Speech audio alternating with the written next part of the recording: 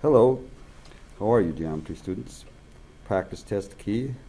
This is the algebra review for chapter 6.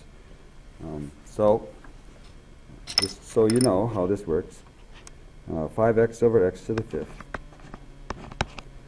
You can see easily how it works if you write out x to the fifth the long way. That's what x to the fifth is. Take 5x's and multiply them together. You see that we have a pair that cancels out, leaving only a 5 in the numerator, and x to the fourth in the denominator. Nothing to it. And you don't have to necessarily write all that out, but most of you are just going to do that in your head. But that's the justification for it. All right.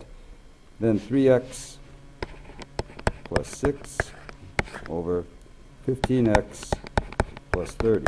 Good things happen when you factor. So factor the numerator and denominator separately. So you can see that the numerator, we have a common factor of 3, which can come out. And that 3 times what will give me 3x? That'd be x. And that 3 times what will give me 6? That's 2. All right. Now, we're going to factor the 15x plus 30 in the denominator. You can see we've got a common factor of 5 here. So out comes the 5. All right, so I'm sorry, out comes the 15. That's what I meant to say. So 15 times what equals 15x? 15 times x. 15 times what equals 30? That'd be 2. And this is why good things happen, because x plus 2 over x plus 2. We have all multiplication there. A quantity times another quantity in parentheses. So those cancel out. And I have 3/15, which you know can be reduced. So your final answer would be 1/5. All right, C is a special kind. Notice how they want the denominator reversed. How do you reverse something? Well, you multiply it by -1. So if I multiply both the top and bottom, or the whole fraction here, by -1, that turns this around, because see, if I multiply the denominator by -1, then I end up with -5 plus x, right?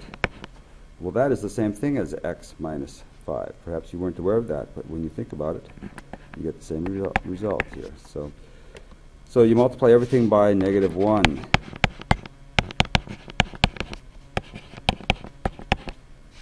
And that turns it around. So now you've got -7 over x minus 5.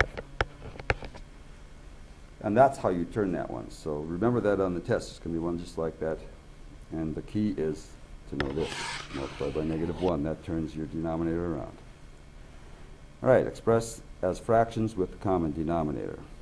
Well, here we have to recall the old rule that if you can't think of a common denominator for two fractions, you can always multiply the denominators together to get yours. So if I need a common denominator for y and x, well, I'll multiply this one by x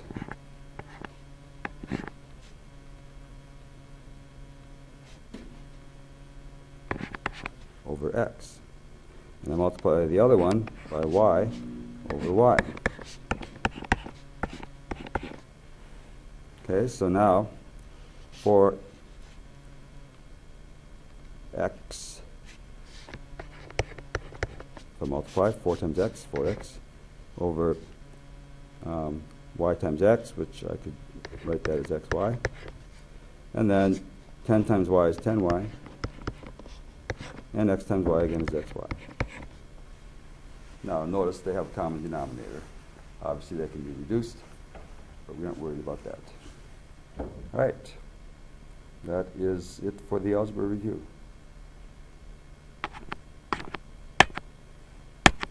See you on the next one.